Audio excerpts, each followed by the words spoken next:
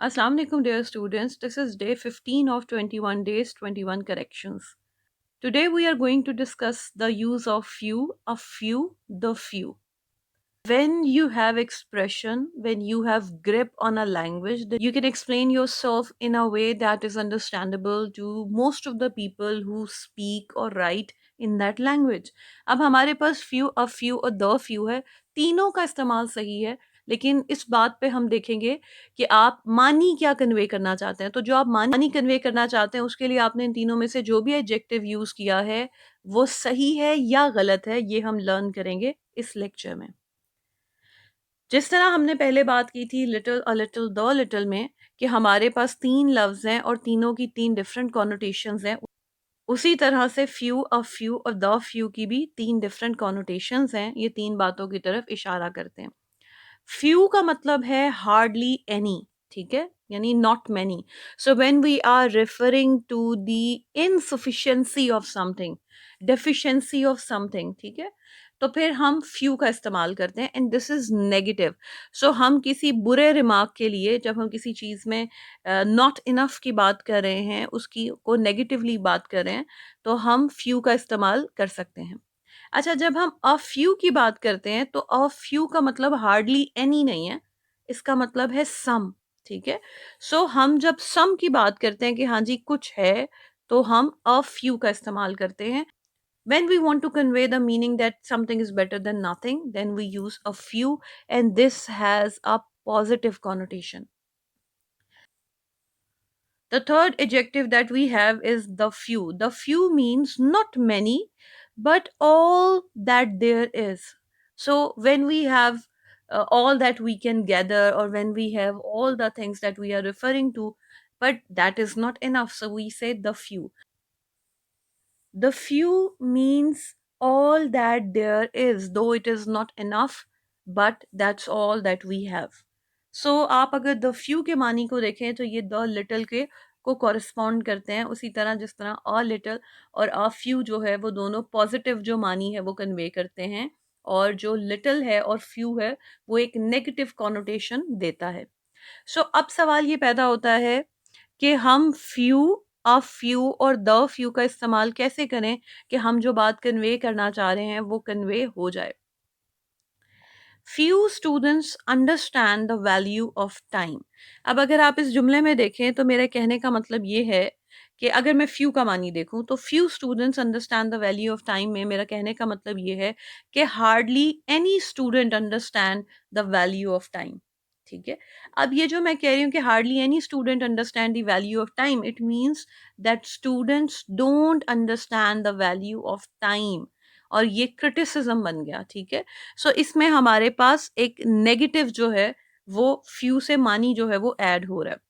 अच्छा, फिर आप देखें कि अगर मैं इसको कर देती a few students understand the value of time, तो इसका मतलब होता कि some students understand the value of time, और अ फ्यू लगाने की वजह से मेरा जो जुमला है ये एक पॉजिटिव मानी देता, यानी एक कॉम्प्लीमेंट बन जाता, ना कि criticism.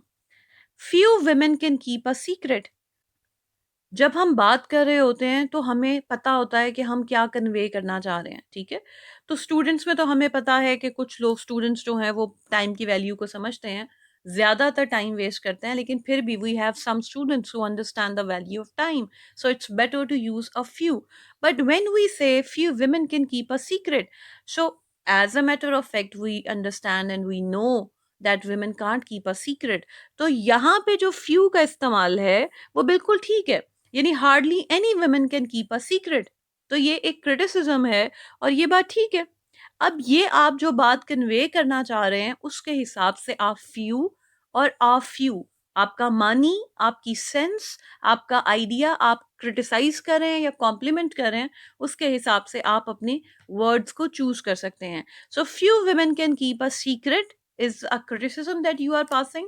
A few women can keep a secret would be a compliment कि कुछ औरतें जो हैं वो सीक्रेट रख सकती हैं. सो मैं यहाँ पे नेगेटिवली बात कर रही हूँ, मैं ये कह रही हूँ कि औरतें सीक्रेट नहीं रख सकती. So I am saying few women can keep a secret.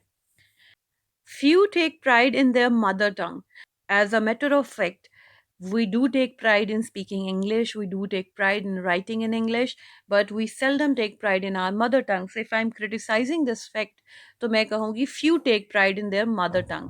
But if I am saying کہ کچھ لوگ ہیں جو اپنی مادری زبان میں، اپنی ماں بولی میں فخر محسوس کرتے ہیں، تو پھر میں کہہ رہی ہوں a few. What I want to say in this context is this, that some people do take pride in their mother tongue. So میں یہاں پہ استعمال کروں گی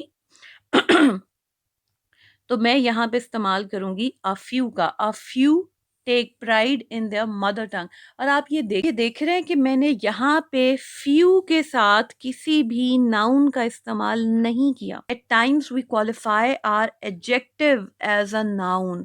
So یہ جو جملہ ہے اس کے اندر میں نے few کے ساتھ کوئی بھی noun نہیں لگایا، کیونکہ میں few کو ایز اے noun qualify کروا رہی ہوں. یہ ویسے ہی ہے جیسے ہم کہتے ہیں we must help the poor.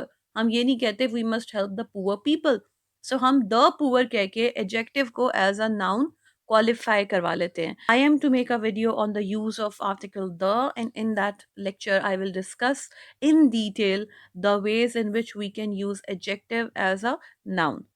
Few people can achieve their goal. Now ایسے لوگ ہیں جو اپنی منزل کو پا لیتے ہیں. So اگر میں نے یہاں پہ few لگایا ہے تو یہ میرا استعمال غلط ہے. Few کا مطلب ہے hardly any, 1 in 1,000. So few people can achieve their goal is negative, but I am saying this in a positive sense. تو مجھے few کی جگہ لگانے کی ضرورت ہے a few people can achieve their goal. یعنی there are some people who can achieve their goal. So now this is positive. Few words spoken out of compassion are enough to console someone. Now again, یہ جو few words ہے، یہ اس کا معنی یہاں پہ یہ بن رہا ہے کہ جو ایویں بس تھوڑے سے بمشکل جو لفظ کچھ compassion کے منہ سے نکل آتے ہیں وہ لوگ کسی کو کنسول کر سکتے ہیں. یہ آئیڈیا غلط ہو رہا ہے. مجھے یہاں پہ کہنا چاہیے تھا a few words spoken out of compassion are enough to console someone. کچھ الفاظ جو compassion کے ساتھ بولے جائیں وہ کسی کے دکھ کا ازالہ کر سکتے ہیں.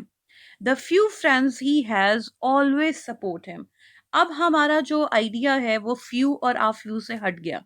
یعنی few اور a few میں ہم جو positive اور negative side دے رہے تھے، ہم کہہ رہے تھے جی hardly any ہے، یا ہم کہہ رہے تھے some ہے and something is better than nothing. اب ہمارے پاس جو چیز ہے اس کا کل یہی ہے. ٹھیک ہے، تھوڑا ہے لیکن that's the all we have. The few friends he has always support him. جو تھوڑے سے دوست اس کے پاس ہیں وہ ہمیشہ اس کا ساتھ دیتے ہیں. So the few friends is referring to all the friends that he has. اچھا یہاں پہ ٹینس بھی بہت امپورٹنٹ ہے. The few friends he has always support him.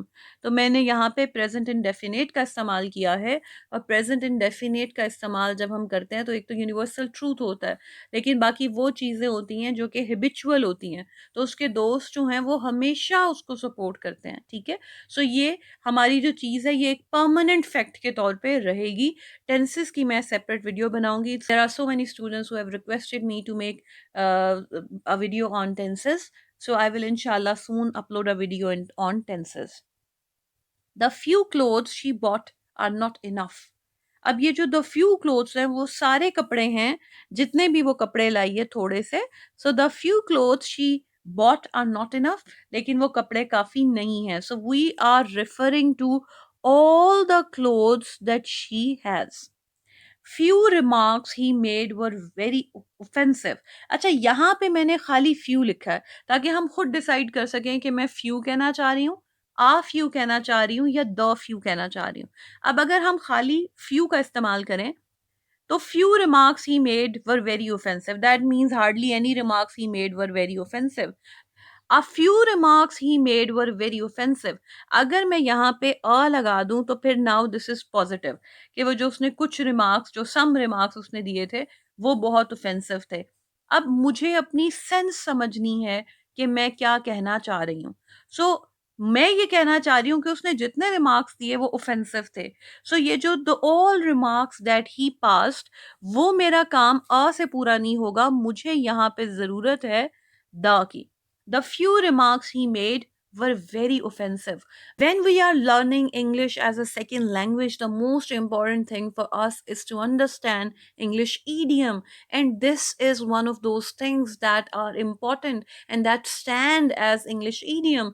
وہ آپ کے پاس few بھی ہے, a few بھی ہے, the few بھی ہے, وہ each and every بھی ہے, وہ little بھی ہے.